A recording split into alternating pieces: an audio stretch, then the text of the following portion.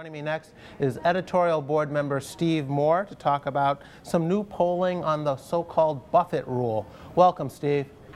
Hi, Jason. How are you? So, Steve, Warren Buffett and his secretary were in the news again last week, thanks to being mentioned by President Obama at the State of the Union. Of course, he endorsed something called the Buffett Rule. What is that exactly, Steve? Well, the Buffett Rule arises, Jason, from this idea that Warren Buffett alleges that he pays a lower tax rate than his secretary. Now, you know, and I think a lot of our viewers know from reading our editorial page, we've really unmasked that, and it's simply not true that Warren Buffett pays a lower tax rate than his secretary when you include the corporate tax and other taxes that wealthy people like Warren Buffett pay. But what was interesting about this this poll that came out, it was a CBS poll, is it asked people, do you think that that we should have a 30% minimum tax to make the tax system fair? Well, of course, people, it was, as Hoover Institute scholars said, wait a minute, that's a loaded question. Of course, anyone's going to say they're in favor of something that's fairer. You're for fairness, I'm for fairness. So it was a loaded term. I don't think the American people are as excited about this idea of putting fairness ahead of economic growth as much as the president thinks he is.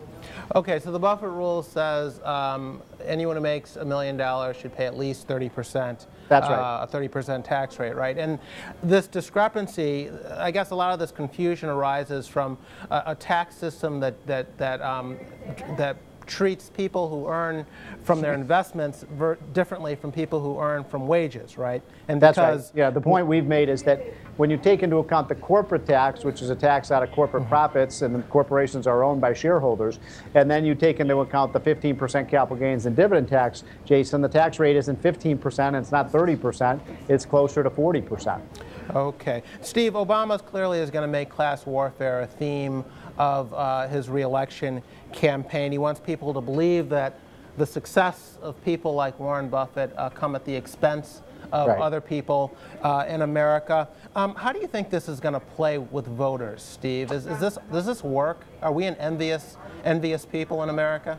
You know, usually it does not work, Jason. In fact, this idea of pitting the 1% versus the 99%, in normal times, it is not a winning message. There have been times, Jason, when it has been a winning message. In 1936, Franklin Roosevelt ran for re-election with a lousy economy like Barack Obama has. And in fact, Barack Obama is using a lot of the same language that Franklin Roosevelt used in 1936 about the malefactors of wealth, and we have to soak the rich to make the system more fair. But in most cases, Americans do want a pro-growth atmosphere that allows everybody to get ahead. And I saw a poll that I thought was really revealing that suggested that when you asked Americans, what do you want, equality of outcomes or equality of opportunity? Yeah. It was a huge majority believe in the concept of equality of opportunity, but Americans do not believe in the idea that two people should have equal outcomes, notwithstanding how hard they work or how much they invest doing the right thing.